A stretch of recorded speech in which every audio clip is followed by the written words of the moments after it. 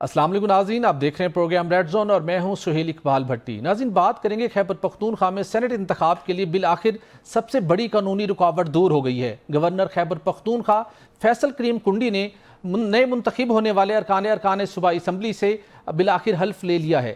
سوال یہ ہے کہ پاکستان تحریک انصاف جو ایک جانب خیبر پختونخوا میں سینٹ کی 11 نشستوں کے اوپر شفاف انتخابات کروانے کا دعویٰ کر رہی ہے، لیکن دوسری جانب اسپیکر صوبائی اسمبلی نے آج مخصوص نشستوں پر منتخب ہو کر آنے والے ارکان سے حلف لینے سے انکار کر دیا۔ اس کے لیے ایک ڈیفرنٹ اسٹریٹجی اڈاپٹ کی گئی۔ جیسے اجلاس شروع ہوا تو وہاں پر کورم کی نشاندہی کر کے اجلاس کو مؤخر کر دیا گیا، لیکن سوال یہ ہے کہ پاکستان تحریک انصاف کا ایک دھڑا کیوں چاہتا ہے کہ 21 جولائی کو یعنی کل ہونے والے سینٹ کے انتخابات ملتوی ہوں، بالخصوص جب وزیر اعلیٰ خیبر پختونخوا علی امین گنڈاپور یہ دعویٰ کرتے ہوئے دکھائی دیے کہ حکومت اور اپوزیشن کے درمیان دھوکہ دہی نہیں ہوگی اور صوبے کی تاریخ میں اس سے بڑا شاندار کوئی فیصلہ نہیں ہو سکتا اور یہ تاریخی فیصلہ ہوگا۔ کیا کل واقعی ہی جو اسٹریٹجی ہے، جو طریقہ کار ہے، یہ فیصلہ واقعی تاریخی ثابت ہوگا؟ اس پر بھی بات کریں گے اور اس کے ساتھ آپ کو بتائیں گے کہ خیبر پختونخوا میں پاکستان تحریک انصاف کے ناراض اراکین نے دستبردار ہونے سے انکار کر دیا ہے۔ کیا یہ ناراض گروپ کے ارکان ہیں، کیا یہ کل کوئی بڑا اپسیٹ کر سکتے ہیں؟ اس پر بھی بات کریں گے اور اس کے ساتھ آپ کو بتائیں گے کہ نون لیگ پیپلز پارٹی اور اس کے ساتھ پی ٹی آئی نے مل کر سینٹ الیکشن لڑنے کا فیصلہ کیا ہے، لیکن کہا یہ جا رہا ہے کہ پاکستان تحریک انصاف کے پاس 92 نمبرز پورے تھے، لیکن اس کے باوجود پاکستان تحریک انصاف نے ایک نشست سرنڈر کر دی۔ سینٹ کی ایک نشست سرنڈر کرنے کے پس پردہ کیا حکمت عملی ہے، اس پر بھی بات کریں گے اور اس کے ساتھ آپ کو بتائیں گے کہ بلوچستان میں غیرت کے نام پر خاتون اور مرد کا شفاقانہ قتل ہوا ہے اور وزیر اعلیٰ بلوچستان نے اس معاملے کا نوٹس لیا ہے۔ علماء کی طرف سے بھی اس معاملے کی مذمت کی گئی ہے۔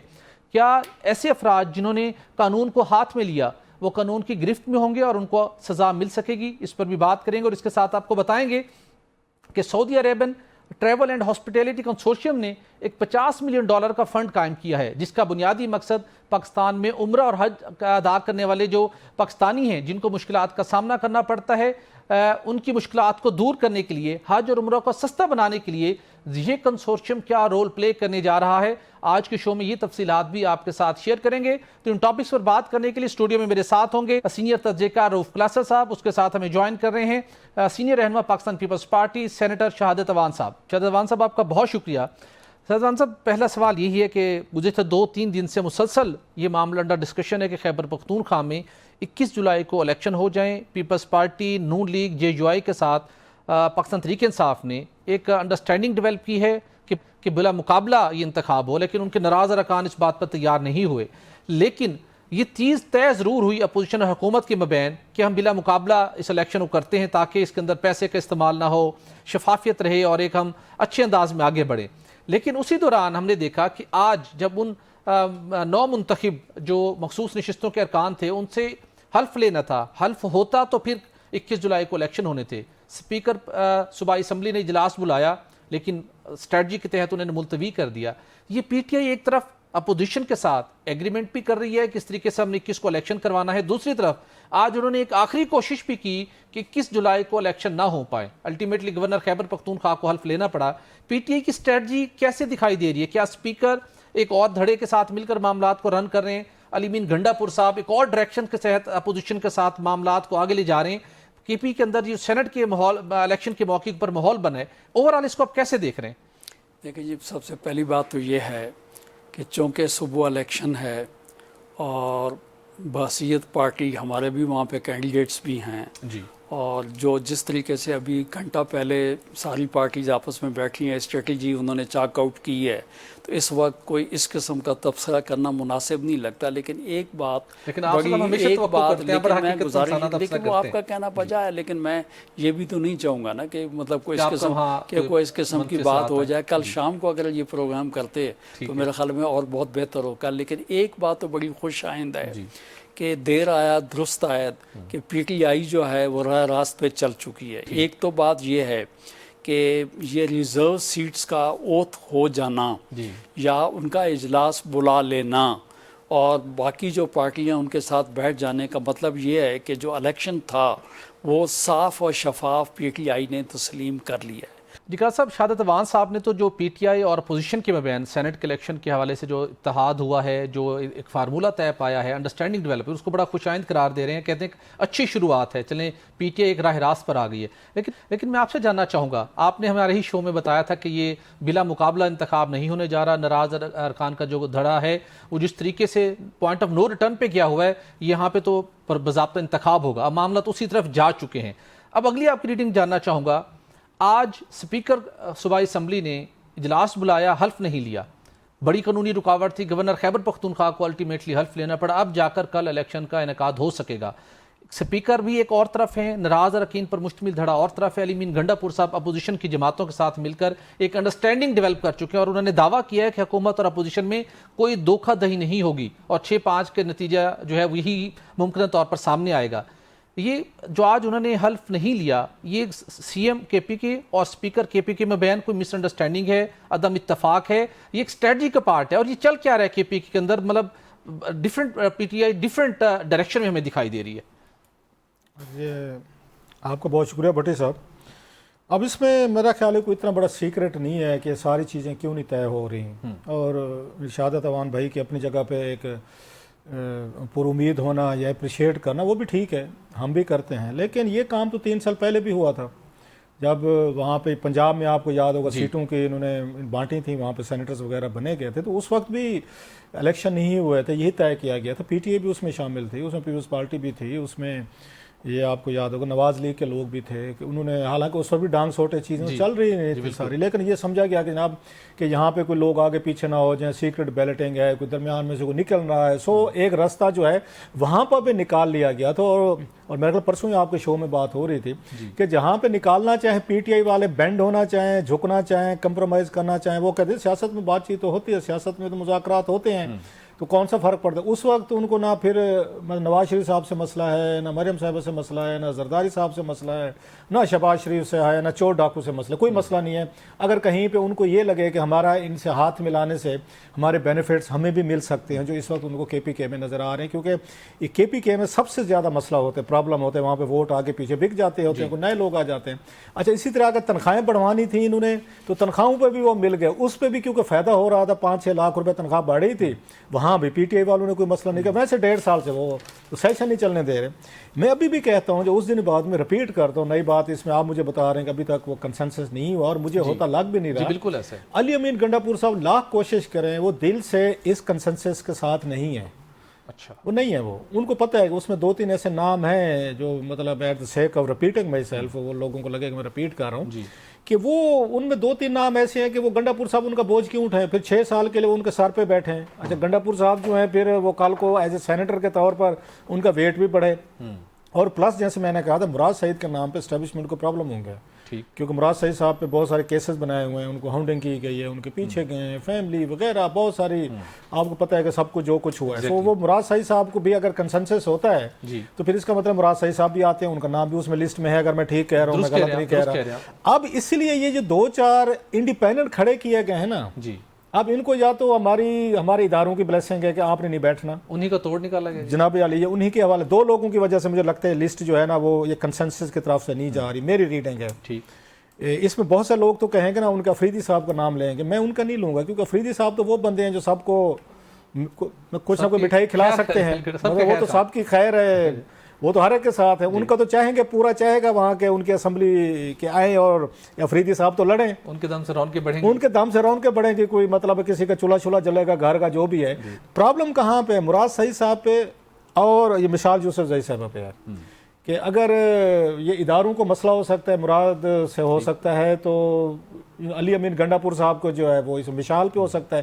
آج جو مریم وٹو صاحبہ نے کہہ دیا ہے کہ میری بہن کا اس میں بشرا صاحبہ کا کوئی اس میں رول نہیں، ان کو ٹکٹ دلانے میں، تو پھر کس کا رول ہے بھئی؟ نہ یہاں پہ آپ کا چیف منسٹر ان کو اون کرنے کو تیار ہے، وہ ہمیں نون پتہ ہے، انہوں نے تو ان کو برطرف کیا تھا اپنے اس کے ایڈوائزر شپ سے۔ اچھا، ہم سارے سمجھ رہے تھے کہ بشرا صاحبہ جو ہیں، بشرا صاحبہ کی آج ان کے بہن نے کہہ دیا جی بشرا صاحبہ کا کوئی رول نہیں ہے۔ علیمہ خان صاحبہ نے کبھی پسند ہی نہیں کیا تھا مشائل کو، ہمیشہ وہ باتیں کہتی تھیں، تو پھر مشائل نہ عمران خان صاحب نے ریکمینڈ کیا ہے، نہ ان کو علی امین گنڈا پور صاحب نے کیا ہے، نہ بشرا صاحبہ نے کیا ہے، نہ علیمہ خان صاحبہ نے کیا ہے، تو پھر کس نے کیا ہے بھائی؟ somebody has to own her۔ سو یہ دو تین وہ چیزیں ہیں جن کی وجہ سے مجھے نہیں لگتا کہ یہ کنسنسس ہوگا، یہ الیکشن ہوگا. بالکل ٹھیک. امان صاحب آپ بھی بڑے زیرک سیاستدان ہیں، دور اندیش ہیں اور سارے معاملات پہ ایٹ لیسٹ نظر ضرور رکھتے ہیں. علی امین گھنڈا پور صاحب تو یہ دعویٰ کر رہے ہیں کہ ہم نے کوشش کی ہے کہ صوبے کی تاریخ میں پہلی مرتبہ ایک اچھا فیصلہ ہوا ہے اور سب اچھا ہی ہوگا. آپ کو لگتا ہے جو کلاس صاحب آبزرویشن دے رہے ہیں کہ جو پیسے کا استعمال ہے اس مرتبہ چلے گا یا نہیں چلے گا؟ آپ کی آبزرویشن کی روشنی میں پوچھ رہا ہوں. دیکھیں سلسلہ صورتحال ایسی ہے کہ یہ جس طریقے سے ووٹ کی تقسیم ہے وہ اگر آپ کیلکولیٹ کر لیں جی تو ایک ووٹ کو انڈیپینڈنٹ ہے وہ تھوڑا بہت ٹلٹ ہو سکتا ہے جو کینڈیڈیٹس ہیں جی وہ بھی اپنے آپ کو جو کہ وڈرا نہیں کیا وہ اپنے آپ کو ووٹ نہ ڈالیں اور کسی کو سبق سکھانے کے لیے وہ بھی کسی ایسے بندے کو ووٹ ڈال دیں. کہ میں نے پہلے آپ کو کہا نا کہ یہ 6-5 جو ہے یہ وائس ورثہ بھی ہو سکتا ہے، اس قسم کی سچویشن جو ہے صورتحال ہو سکتی ہے. لیکن جہاں تک یہ والی بات ہے کہ ہارس ٹریڈنگ والی بات ہو گئی، بکنے بکانے والی بات جو ہے وہ اس الیکشن میں میرے خیال میں مشکل ہو پائے گی. اور یہی وجہ ہے کہ شاید چونکہ یہ سیکرٹ بیلٹ تھا اور یہ خطرہ اندیشہ تھا کہ یہ نہ ہو کہ ہم 4 سے بھی چلے جائیں، کیونکہ تضاد اور آپ دیکھیں اختلاف تو آپ کے سامنے کھل کے سامنے آ چکا ہے کہ آپ تو زبان زد عام یہ بات ہو چکی ہے کہ اسپیکر اور چیف منسٹر جو ہے وہ آپس میں ان کا اختلاف ہے، کیبنٹ پہ اختلاف آتا ہے، کینڈیڈیٹس کے اوپر جو ہے ان کی ڈویژن ہے، اور پی ٹی آئی کے اندر ایک گروپ تو نہیں کئی دھڑے بن چکے ہیں. تو یہ الیکشن تو میں تو سمجھتا ہوں کہ اچھی بات ہے اگر اس طریقے سے الیکشن ہو جائے تو اس کا مفاد جو ہے نا اس کے اندر پی ٹی آئی کا مفاد ہے. اور جس طریقے سے آپ یہ دیکھ لیں کہ پی ایم ایل این نے بھی ایک سیٹ کے اوپر جو ہے وہ اس نے کہا کہ جی کسی اور کو دے دیں، اور اس طریقے سے میں یہ سمجھتا ہوں کہ ہم یہ چاہتے ہیں کہ ڈیموکریسی آگے بڑھے کسی کو چنو. پھر دوسرا گنڈا پور صاحب کو یہ بھی صورتحال نظر آ رہی ہے کہ اگر اس طریقے سے سلسلہ ہوگا تو کل بھائی بات یہ ہے کہ آپ تو نیک ٹو نیک مطلب جو ہے اپوزیشن وہاں کی جو ہے وہ بھی پہنچ چکی ہے، تو ان کے لیے بھی مسئلے مسائل جو ہیں وہ پیدا ہو چکے ہیں، انہوں نے اپنے آپ کو بھی سنبھالا. بالکل ٹھیک سر. لیکن ہم یہ توقع جی ایک تھوڑی میں سوال بات کر رہا ہوں، بڑی اچھی بات کی انہوں نے. ایک چیز کا دباؤ ہوگا گنڈا پور صاحب پہ. So he is between the devil and deep blue sea, جو مجھے فیل ہوتا ہے گنڈا پور صاحب کی اپوزیشن اس وقت دیکھیں کہ ایک طرف یہ ناموں کی لسٹ جو عمران خان صاحب نے اس کو فائنل کیا ہے، ان کے بغیر تو نہیں ہوتا. سو اب بشرا صاحبہ کہتی رہے ہیں، باقی کہتے ہیں، انہوں نے کہا ہے کہ جو کچھ ہو رہا ہے بانی پی ٹی اے کے احکامات کے عین مطابق ہو رہا ہے، عین مطابق ہو رہا ہے. اب اس میں 2-4 بڑے مکس سگنل ہیں. ایک تو مریم وٹو صاحبہ کا یہ سگنل دینا کہ میری بہن نے ان کو ریکمینڈ نہیں کیا مشائل کو. سو یہ بھی ایک گنڈا پور صاحب کے لیے میسج ہو سکتا ہے کہ اگر آپ اس دباؤ میں ہیں کہ مشائل کو میری بہن نے ریکمینڈ کیا تو وہ نہیں ہے، سو یو آر یور آن اون، اگر وہ کرائیں نہ کریں. بشرا صاحبہ کا کوئی مسئلہ نہیں، جو میں تھوڑا ریڈ کرنے کی کوشش کروں. نمبر 1. دوسرا لسٹ عمران خان صاحب نے دی ہے.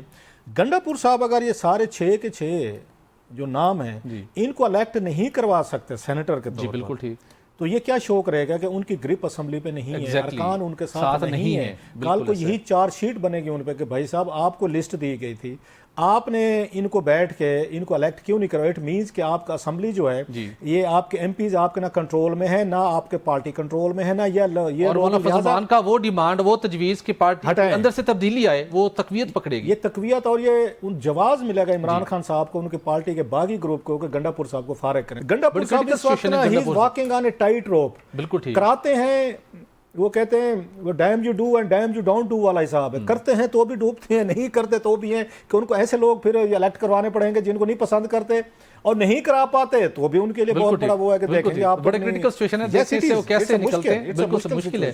عوان صاحب میں آپ سے جاننا چاہوں گا، جیسے کلاس صاحب نے ایک پوائنٹ کیا، ہم نے بھی پہلے بھی پوائنٹ ریز کیا کہ ہم توقع نہیں کر رہے تھے کہ اتنا آسانی کے ساتھ علی امین گنڈا پور اپوزیشن کی جماعتوں کے ساتھ، نون لیگ کے ساتھ، جی یو آئی کے ساتھ، پیپلز پارٹی کے ساتھ بیٹھ کے ایک معاملہ طے کر لیں گے.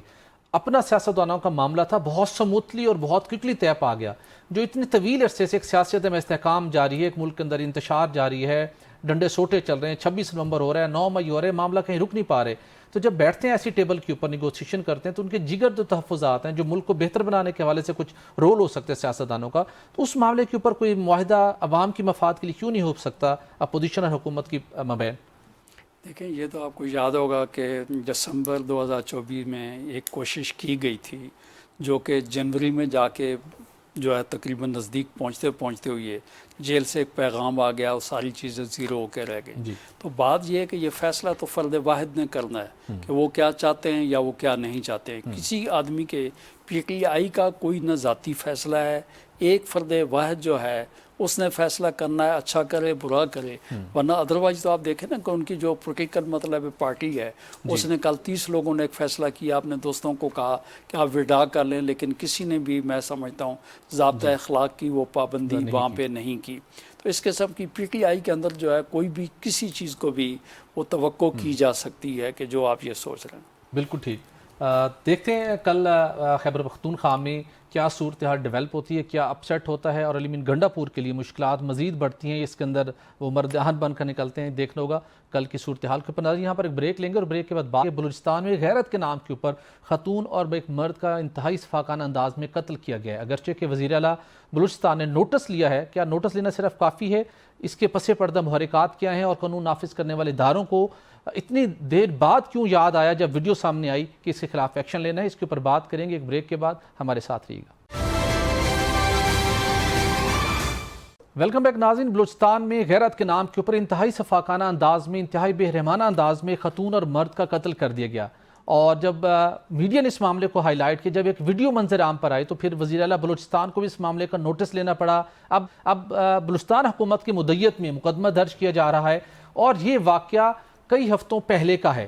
کلاس صاحب، آپ نے بھی اس معاملے کے اوپر اس کو ٹیک اپ کیا، اس کے اوپر سوالات اٹھائے.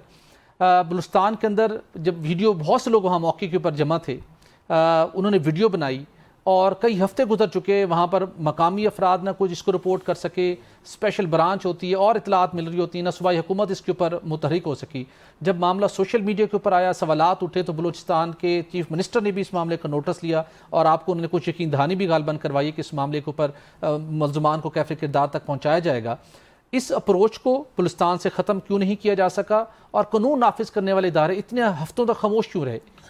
آپ کو بھی یہ سب کو پتہ ہوگا، شہادت بھائی کو علم میں بھی ہوگا، کہ آج سے 150 سال پہلے وہاں سے انگریز آئے تھے. 400 افسران تھے، صرف 400 جی، اور 40 کروڑ کے ہندوستان پہ انہوں نے رول کیا تھا. 150 تقریباً 100 سال سے زیادہ کہہ لیں، 150 سال وٹ ایور. 400 صرف لوگ تھے. ریزن کیا تھی ان کی اپنی سینس آف ڈیوٹی کو ایک سائڈ پہ. وہ تھا مخبری کا نظام، کہ ممکن ہی نہیں ہے کہ ہندوستان کے کسی کونے میں کوئی کام بھی ہو رہا ہو ان کے نوٹس میں نہ، ان کو پتہ نہ ہو، اور اس کو جا کے وہ ٹھیک نہ کریں، کریکٹ نہ کریں. آپ کا ایک صوبہ ہے، انسرجنسی کا صوبہ ہے. اب آپ کو پتہ چلا کہ وہاں واقعات دہشت گردی کے کیوں ہو رہے ہیں، ریپیٹڈلی ہو رہے ہیں، سیم پیٹرن پہ ہو رہے ہیں، وہی بسیں سے اتار کے کیا جا رہا ہے. ہر دفعہ میں بتایا جاتا ہے، ہم کر لیں گے. میں آپ کہیں گے اس کا واقعے سے اس سے کیا تعلق ہے؟ بڑا گہرا تعلق ہے. 2 انسان قتل ہوتے ہیں سر، اور آپ کے اور تھانہ ہے، یہ کوئی وہ نہیں ہے کوئی وہ کہہ رہے ہیں ٹرائبل، اس کا ہنا یا اس طرح کا نام ہے تھانے کا، وہاں پہ ہے. وہاں پہ تھانہ ہے، پولیس ہے، ڈی ایس پی ہیں، ایس ایچ اوز ہیں، سارے ہیں.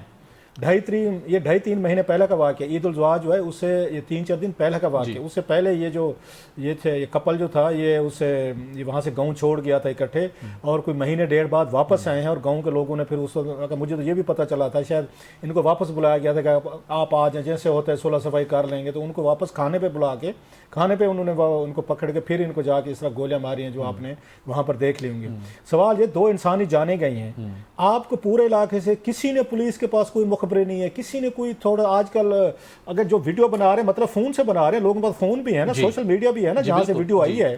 اور بہت سارے لوگ، اچھا ایک تو وہ ویڈیو ہے جو ہمارے سامنے ہے، یہ آپ نوٹ کریں جو گاڑیوں کے پیچھے کھڑے ہیں وہ بھی ویڈیوز بنا رہے ہیں. So everybody has telephone. یہ نہیں ہے کہ کسی کو علاقہ غیر میں بیٹھے ہوئے جہاں پہ کسی کو پتہ ہی نہیں ہے. کیا یہ آپ کی پولیس کو، آپ کے ڈسٹرکٹ ایڈمنسٹریشن کو، کوئٹہ کو، بلوچستان حکومت کو 2.5 یا 3 مہینے بعد پتہ اس وقت چل رہا ہے جب ہمارے آپ جیسے لوگوں کے پاس وہ ویڈیو پہنچی ہے اور وہاں سے انہوں نے ٹویٹ کیے، ٹویٹ کرنے کے بعد ہم لوگوں نے کوئی سوالات اٹھائے.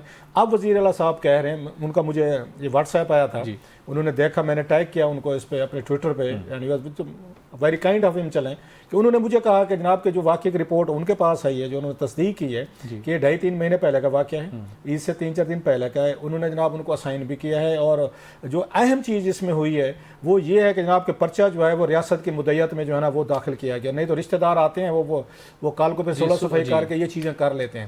ایک چیز بھٹی صاحب آپ کو یاد ہوگا 2008 اس لیے میرے لیے اس وقت بھی ایک میں نے سٹوری کی تھی، نیوز میں بریک کی تھی، بہت بڑا رولا پڑا تھا. وہ تھی کہ وہاں صحرا میں یہ نصیر آباد کی 5 خواتین کو صحرا میں زندہ درگور انہوں نے دفن کیا تھا. آئی broke the story in the news. 3 لڑکیاں تھیں, 2 ان کی مائیں تھیں. وہ بچیاں جو ہیں پڑھی لکھی تھیں, ان کی شادیاں کرنا چاہ رہے تھے اپنے ان کے رشتہ داروں میں جو ان پڑھ تھے. لڑکیوں نے وہ بغاوت کر دی کہ ہم نہیں کریں گے. کچھ اسی ہی قبیلے کے کچھ اور 3 لڑکے تیار ہو گئے تھے, ہم کریں گے. They wanted to go for a court marriage. ان لڑکیوں نے وہ جو 3 لڑکیاں تھیں ان کی 2 مائیں جو تھیں وہ نصیر آباد میں وہاں پہ جا کے کرنا چاہ رہی تھیں کورٹ میرج. مائیں ان کے ساتھ تھیں. ایک رات پہلے صوبائی وزیر تھے, ان صوبائی وزیر کا جو چھوٹا بھائی تھا وہیں کا, اس نے جا کے اس گھر پہ ریڈ کیا, ان 3 بچوں کو بھی پکڑا, ان کی ماؤں کو بھی پکڑا, اور اگلے دن جا کے ان کو صحرا میں انہوں نے گولیاں ماری. مائیں بچانے کی ان کو بھی ماری, اور پانچوں کو انہوں نے صحرا میں دفن کر دیا گیا تھا. یہ 2008 کی بات کر رہا ہوں. اسٹوری میں نے نیوز میں بریک کی. سینٹ میں بڑا رولا پڑا تھا, اور اس وقت کے جو ڈپٹی چیئرمین تھے وہ بھی بلوچ تھے. جو دکھ ہوا میں پڑھے لکھے لوگوں کا, وہ پڑھ گئے تھے. انہوں نے کہا ہماری یہ بلوچ کی روایات ہیں, آپ کون ہوتے ہیں ان میں کرنے والے؟ ہم اپنی بچیوں کو عورتوں کو جو کچھ بھی کرے پڑھے لکھے. یہاں پہ اس وقت 2 لوگوں کو میں کریڈٹ دوں گا سینیٹر, ایک جمال یہ لغاری صاحب تھے, ایک یاسمین شاہ صاحبہ تھی سندھ سے. ان دونوں نے اس سٹوری کو لے کے چلیں, انہوں نے وہاں پہ مذمتی قراردادیں پاس کروائیں. سینٹ کی قومی اسمبلی کی کمیٹیز میں وہ ایشوز ہیومن رائٹس میں اٹھائے گئے.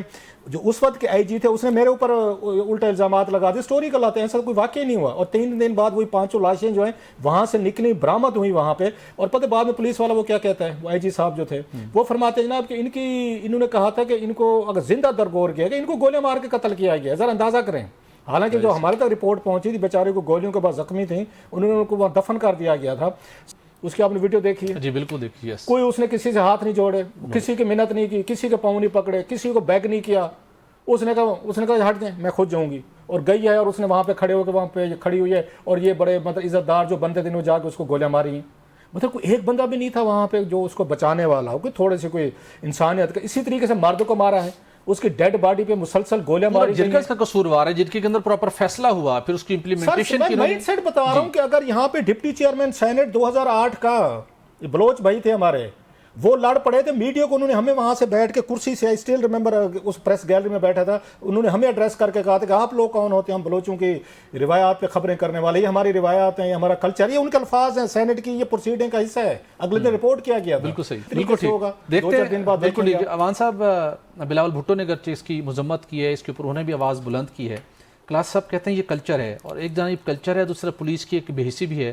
آپ خود میں نہیں کہتا یہ کلچر ہے, that's what they say ہے. وہ ڈیفینڈ کرتے ہیں کہ ہمارا کلچر ہے, ہماری روایات ہیں, آپ کچھ نہ کریں. ایگزیکٹلی, آپ کچھ نہ کریں تو لڑتے رہتے ہیں. ایگزیکٹلی, بالکل ایسا ہی ہے.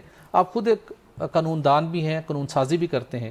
یہ جن لوگوں کی سوچ ہے کہ اس کو کلچر کا نام دیتے ہیں, ان کی سوچ کو قانون کیسے ختم کر سکتے ہیں, پولیس کا رول اور وہاں پہ گورنمنٹ کا رول. جی پاٹی صاحب, سب سے پہلی بات تو میں یہ بتاؤں کہ قوانین موجود ہیں, لیکن ان پہ عمل داری کہیں پہ تو گورنمنٹ کو کرنے کی ہے, کہیں پہ عوام کو اپنا رول پلے کرنا ہے. ہمارے پاس ضابطہ فوجداری میں ایک سیکشن ہے 45, وہ ہر شہری کو پابند کرتی ہے کہ ہینیس کرائم بشمول, جو کہ قتل سے بڑا تو ہینیس کرائم کوئی نہیں ہے, اگر وہ اس کے علم میں ہے تو رپورٹ کرنا اس کے لیے لازم ہے, قانون کے اندر موجود ہے. اب جن لوگوں نے جس دن یہ وقوع ہوا انہوں نے آڈیو ویڈیو تو بنائی, لیکن ان لوگوں نے اپنی جو ذمہ داری سی اس سے وہ عہدہ پرا نہیں ہوئی ہے. تو میں کہتا ہوں کہ اگر ان لوگوں کو, جن لوگوں نے یہ کہیں پہ ابھی سوشل میڈیا پہ چلائی ہے, تو سب سے پہلے تو ان لوگوں سے پوچھا جائے بھائی کہ بر وقت آپ نے اس انسیڈنٹ کی اطلاع کیوں نہیں دی, آپ نے اتنے مہینے خاموشی کیوں اختیار کیے رکھی. تو اس قسم کی اگر کوئی ریت روایت چلے گی. دیکھیں بات یہ, ایک بات تو ہمیں تھوڑی مد نظر رکھنی چاہیے کہ بلوچستان جو ہے کوئی پنجاب کی طرح یا سندھ کی طرح وہ والی آبادی نہیں ہے. یہاں پہ تھانے بھی آپ کو پتہ 80 کلومیٹر کے فاصلے پہ پولیس اسٹیشن بھی ہیں. پرانا زمانہ ہوا کرتا تھا, وہاں نمبردار کی ذمہ داری ہوا کرتی تھی کہ اگر اس کی حدود میں کوئی جرم ہوتا تھا تو وہ اس کو تھانے میں اطلاع دینی ہوتی تھی. یہ یقینی طور پہ کہیں نہ کہیں سستی کوتاہی ہوئی ہے. اور اگر ابھی بھی میں کہتا ہوں جرم کے لیے تو کبھی بھی جب بھی اطلاع مل جائے اسی دن سے جو ہے نا تفتیش شروع ہو جاتی ہے. تو میں یہ سمجھتا ہوں, لیکن گھوم گھام کے بعد یہ ہو گئی کہ یقینی طور پہ اس کے اندر شہادتیں ہونی چاہیے, لیکن عوام بھی آگے چلے. لیکن وہاں پہ پھر گھوم گھام کے وہی والی بات ہو گئی کہ اگر وہ ایک ہی قبیلے کے مرد اور عورت دونوں تھے تو گواہی شہادتیں تو ورثاء نے دینی ہیں, وہاں کے لوگوں نے دینی ہیں. بھائی ایسا تو ہونے کے نہیں رہا کہ خالی وہ آڈیو ویڈیو یہ ہے کہ قانون شہادت میں خالی وہ جو ویڈیو ہے وہ اٹ سیلف بھی ایک بہت بڑی ایویڈنس ہے. اگر وہ مجرم کو وہ آئیڈینٹیفائی کرتی ہے کہ کس آدمی نے یہ جرم کیا ہے, اور وہاں کا جو چیف منسٹر ہے ایک مضبوط آدمی ہے, بلوچ ہے, اور میں سمجھتا ہوں کہ اس کے نالج میں کوئی چیز آئی ہے. ایک بات تو یہ واضح ہو رہی ہے کہ حکومت اس میں مدعی کیوں بن رہی ہے کہ یا تو حکومت کو یہ خدشہ ہے کہ جو ولسا ہیں انہوں نے پہلے خاموشی اختیار کی ہے, آئندہ چل کے وہ استغاثہ کو سپورٹ نہیں کریں گے, اور اگر حکومت آگے چلے گی اور میں سمجھتا ہوں کہ اگر تائیدی شہادتیں ہوں گی تو یقینی طور پہ اس کو انجام تک پہنچنا چاہیے. بالکل ٹھیک, لازمی پہنچنا. بالکل ٹھیک, ہم توقع کرتے ہیں چیئرمین پیپلز پارٹی نے بھی اس معاملے کو ٹیک اپ کیا, اور سینیٹر شاہد عوان سجیشن تھی کہ اس کیس کو کسی دوسرے صوبے میں منتقل کرنا چاہیے تاکہ کیس جلد از جلد اس کا ٹرائل مکمل ہو اور بلا خوف و خطر تمام افسران اس کی پروسیکیوشن کو مکمل کر کے ایک ایگزامپل سیٹ کریں. ناظرین, یہاں پر ایک بریک لیں گے اور بریک کے بعد بات کریں گے کہ عمرہ اور حج ادا کرنے والے پاکستانیوں کی درپیش مشکلات کم ہونے کے ساتھ ساتھ حج اور عمرے کے اخراجات میں کمی اب کیسے ممکن ہو پائے گی, اس کے اوپر بات کریں گے. ایک بریک کے بعد ہمارے ساتھ رہیے گا. ویلکم بیک ناظرین. ہر سال 20 لاکھ سے زائد پاکستانی سعودی عرب کا سفر کرتے ہیں جہاں وہ عمرے کی سعادت حاصل کرتے ہیں, جہاں پہ وہ فریضہ حج ادا کرتے ہیں. لیکن یہ 20 لاکھ پاکستانی تقریباً $5 ارب خرچ کرتے ہیں سعودی عرب کے سفر کے اوپر, لیکن اس کے باوجود انہیں بے پناہ مشکلات کا سامنا کرنا پڑتا ہے, بھاری اخراجات برداشت کرنا پڑتے ہیں, اور اس کے ساتھ ساتھ رواں سال 67,000 پاکستانی فریضہ حج کی سعادت حاصل کرنے سے بھی محروم رہے. وجہ کیا تھی؟ بد انتظامی اور مشکلات اور کنفیوژن. یہ سارے مسائل ہیں جن کو اب دور کرنے کے لیے ایک فنڈ قائم کیا گیا ہے جس کا نام Saudi Arabian travel and hospitality Consortium ہے. اس کنسورشیم نے $50 ملین کا فنڈ قائم کیا ہے جس کے اندر پاکستانی کمپنیوں کا بھی اس کے اندر کنٹریبیوشن شامل ہے.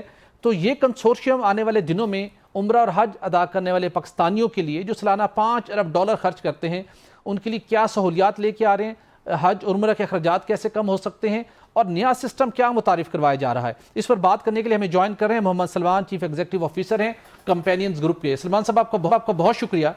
سلمان صاحب, اتنی بڑی تعداد کے اندر پاکستانی سعودی عرب جاتے ہیں لیکن عمرہ ادا کرتے ہیں تو انہیں بے پناہ مشکلات کا سامنا کرنا پڑتا ہے. وہ ٹریول ایجنٹ ہوں, سفر کے دوران سفر ہوں, وہاں پر پہنچتے ہیں, حج ہوں, بے پناہ شکایات آتی ہیں. اس سال تو 67,000 پاکستانی حج کی سعادت بھی حاصل نہیں کر سکے. تو جو $50 ملین کا فنڈ قائم ہوا ہے اس کا آبجیکٹو کیا ہے, اور اس شعبے کے اندر کیا آسانیاں اور کیا سہولیات آپ لے کے آ رہے ہیں؟ جزاک اللہ خیر جی, بہت شکریہ آپ کا. بالکل جس طرح آپ نے صحیح یہ بات جو ہے وہ اس کو آپ نے بتایا ہے کہ سعودی عربیہ کا جو نظام ہے, سعودی عربیہ جس سپیڈ سے ویژن 2030 کے اوپر کام کر رہا ہے, اس میں ٹیکنالوجی کی انوالومنٹ, اس کے جو نئے پروسیجرز اینڈ پالیسیز آ رہے ہیں, اس کی سپیڈ سے کچھ ممالک جو ہیں اس کو اڈاپٹ کرنے میں ان کو دیر لگ رہی ہے. پاکستان بھی شامل ہے, اس میں پاکستان بھی یقینی طور پہ شامل ہے. لیکن پاکستان صرف ایک پاکستان ہی نہیں ہے بلکہ اور ممالک کے ساتھ بھی یہ مسئلہ آیا ہے, جس کا رزلٹ جو ہے ان لوگوں کو فیس کرنا پڑا جو آلریڈی جو ہے وہ اپنی نیت بھی کر چکے تھے, اپنے انتظامات بھی پورے کر چکے تھے, پیسے بھی ادا کر چکے تھے. تو اسی چیز کو دیکھتے ہوئے اور پچھلے طور پہ آپ جس طرح بھی آپ نے بتایا کہ عمرہ جو ہے وہ بھی مستقل طور پہ مہنگا ہوتا جا رہا ہے, حج جو ہے وہ بھی مہنگا ہوتا جا رہا ہے. اگر آپ پچھلے کچھ 10 سال کا ڈیٹا نکال کے دیکھیں تو اس میں مستقل حج کی قیمت جو ہے وہ بڑھتی جا رہی ہے. یقینی طور پہ اس میں فارن ایکسچینج کا فرق ہے, اس میں یقینی طور پہ انفلیشن کا بھی کنٹریبیوشن ہے. لیکن اگر یہ سب کچھ ہو رہا ہے تو دوسرے اینڈ کے اوپر کیا ہم اپنے پروسیسز کو, اپنے جو ہماری جو پالیسی ہے, کیا اس میں ہم کو بہتری لا رہے ہیں یا نہیں لا رہے ہیں. تو اسی مقصد کے حوالے سے ہم لوگ جو ہیں کچھ سعودی عربیہ میں جو ایک مختلف گروپس ہیں, بزنس گروپس ہیں جن کا تعلق جو ہے وہ حج اور عمرے سے بہت سالوں سے ہے, انکلوڈنگ مائی سیلف. تو ہم لوگ جو ہے وہ اس مسئلے کو حل کرنے کے لیے آگے آئے ہیں. اس میں ہمارا جو پروگرام ہے وہ یہ ہے کہ یہ فنڈ جو ہے وہ سب سے پہلے تو جو پاکستان میں ٹریول ایجنٹ کمیونٹی ہے اس کو اس کی ٹریننگز پہ, ان کو ٹیکنالوجی پرووائڈ کرنے میں اور اس سے ریلیٹڈ جو ہے وہ پروسیسز جو یہاں پہ چل رہے ہیں ان کو واضح کرنے میں اس کے اوپر جو ہے وہ اس پیسوں کو خرچ کریں گے. یہ رقم ادا کون کر رہا ہے اس کنسورشیم کو, اور جو اے آئی بیسڈ ایک ابراہیم سسٹم آپ نے قائم کیا وہ کیسے کام کرے گا؟ جی میں دونوں کو بتاتا ہوں. دیکھیں اس کے پیچھے جو یہ جو فنڈ ہے یہ بیسکلی انویسٹرز ہیں جو کہ اسی سیکٹر سے ریلیٹڈ ہیں. وہ اس بات کو ان کو بڑی اہمیت ہے کہ پاکستان جو ہے وہ اوور آل جتنے بھی مسلمان جو سعودی عربیہ آتے ہیں حج اور عمرے کے حوالے سے, تو پاکستان تقریباً 22% آف دا ٹوٹل جو ہے وہ لوگوں کو بھیج رہا ہے. اب اتنا بڑا سیگمنٹ, اتنی بڑی مارکیٹ جو ہے وہ بڑی امپورٹنٹ ہے. یعنی پاکستان سے جب ویزاز جو ہیں وہ بند ہوتے ہیں تو ہوٹلز خالی رہتے ہیں. پاکستان سے اگر جو ہیں وہ حجاج جو ہیں وہ لاسٹ ایئر جو ہے 67,000 حجاج ہمارے نہیں جا سکے, اس کا امپیکٹ جو ہے وہ پوری انڈسٹری پہ آیا ہے. سو پاکستان کو کے مسائل کو ٹھیک کرنا وہاں کے بزنس مین کی بھی ضرورت ہے, اور یہاں کے ظاہر ہے کہ اس کے لیے خدمت کے پوائنٹ آف ویو سے بھی جو ہے تو ضروری ہے. تو ابھی ہمارا جو مشن ہے وہ یہ ہے کہ ایک تو حج و عمرے کو آسان بنایا جائے, ایکسیسیبل بنایا جائے, اور اس کے علاوہ اس کو افورڈیبل بھی بنایا جائے, یعنی تاکہ ایک عام آدمی جو ہے کیسے ممکن ہوگا. دیکھیں اس کے اندر سب سے پہلے جو امپورٹنٹ چیز ہے وہ تو یہ ہے کہ ایک انڈرسٹینڈنگ ہونا بہت ضروری ہے. مثلا ابھی نئی عمرہ پالیسی آئی تو پاکستان میں ایک شور مچ گیا کہ جی عمرہ مہنگا ہو گیا, حالانکہ کوئی کاسٹ نہیں بڑھی اس کی, اس کے اندر کوئی ایڈیشنل کاسٹ جو ہے سعودی عربیہ نے ایڈ نہیں کی ہے. ہم پروسیس کو سمجھ نہیں پا رہے کہ پالیسی ہے کیا, کس طریقے سے اس کو موو کرنا ہے. اس کی وجہ سے جب لا علمی ہے تو لوگوں کو جو ہے وہ ایک دقت پیش آ رہی ہے, ٹریول ایجنٹ کمیونٹی کو بھی پیش آ رہی ہے, اور ہمارے عام جو معتمرین ہیں ان کو بھی آ رہی ہے. تو جو اے آئی بیس اب ایک ماڈل بن چکا ہے ابراہیم, جو کہ آپریٹر ایک طور پہ کام کر رہا ہے, وہ ماڈل پاکستان میں کیسے امپلیمنٹ ہو سکتا ہے اور کیا سہولیات مل سکیں گی عمرہ یا حج ادا کرنے والوں کو؟ اچھا, اس میں یہ تھا کہ بڑی اچھی ایک وہ تھی کہ آرٹیفیشیل انٹیلیجنس جو ہے وہ جب سے ہم سبھی لوگ پچھلے 1-2 سال سے جب سے یہ زیادہ پاپولر ہوا ہے تو عام لوگ اس کو استعمال کر کے اپنی زندگیوں میں مختلف جو ہے وہ فائدہ لے رہے ہیں.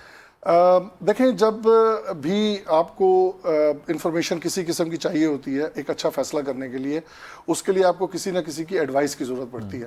تو ہم ٹریڈیشنل سسٹم میں جو ہے وہ اپنے ان عزیزوں سے, دوستوں سے, ٹریول ایجنٹ سے یا لوگوں سے بات کرتے ہیں جن کو اس کے بارے میں معلومات مکمل ہوتی ہیں, تاکہ ہم اچھا ہوٹل پسند کر سکیں, اچھی جگہ پہ جا سکیں, کب جانا ہے, کس ہوٹل میں ٹھہرنا ہے. اب اس میں پرسنلائزیشن بہت زیادہ ہے. مثلا میں اگر اپنی والدہ کے ساتھ سفر کر رہا ہوں تو مجھے کس ہوٹل میں ٹھہرنا چاہیے اور کس میں نہیں ٹھہرنا چاہیے. مکہ مکرمہ جو ہے وہ وادی ہے, اس میں کچھ پہاڑ ہیں, کچھ وہ آپ کو ڈسٹینس جو ہے وہ 500 میٹرز ہے, لیکن اگر وہ اونچائی پہ ہے تو ہوٹل آپ کے لیے اچھا نہیں ہے. تو یہ تمام معلومات جو ہیں وہ کہیں نہ کہیں مختلف شیپس اینڈ فارم میں موجود تھی. ابراہیم ان تمام ڈیٹا کو استعمال کر رہا ہے. وہ اس تمام انفارمیشن کو استعمال کرتے ہوئے آپ کی پرسنل جو سچویشن ہے اس کے مطابق ہیلپ کرتا ہے, اور وہ بیسیکلی آپ کو بتاتا ہے کہ اچھا جی آپ اگست کے فرسٹ ویک میں مت جائیں, آپ اگست کے سیکنڈ ویک میں جائیں, اس لیے کہ فلائٹ سستی ہونے والی ہے.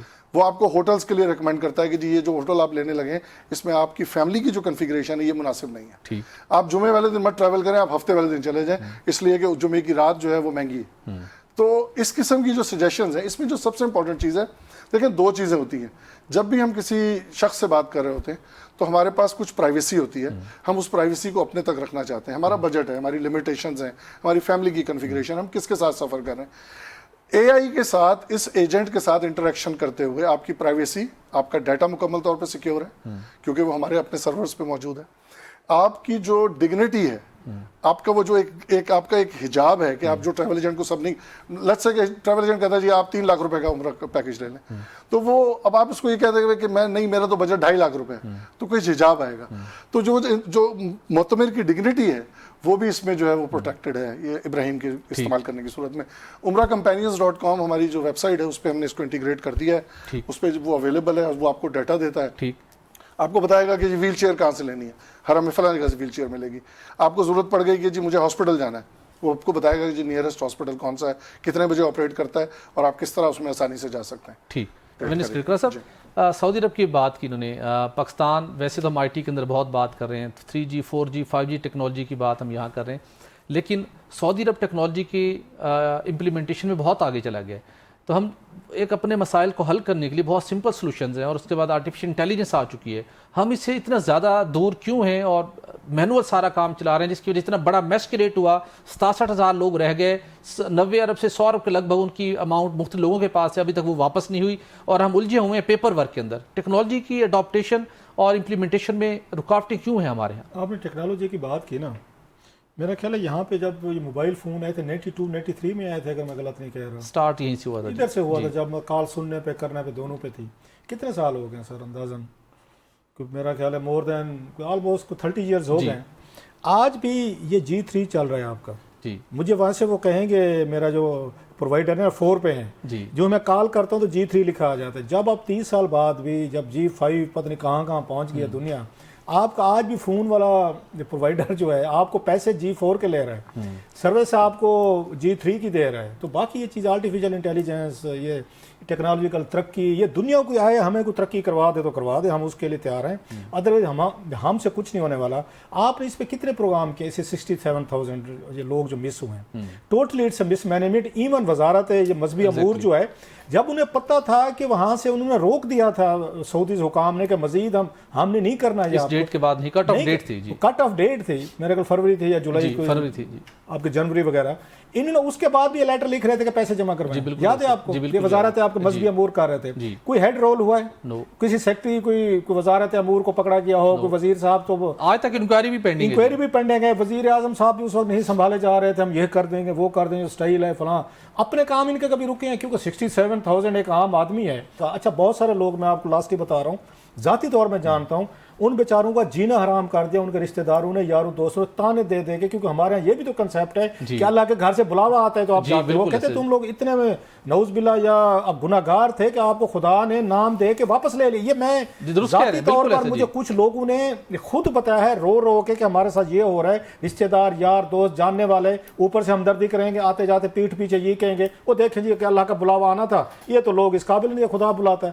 یہ لوگوں کے سماجی ایشو بتا رہا ہوں، آپ تو فائنانشل اور دیگر بتا رہے ہیں، یہ سماجی ریلیجیس ایشوز ہیں.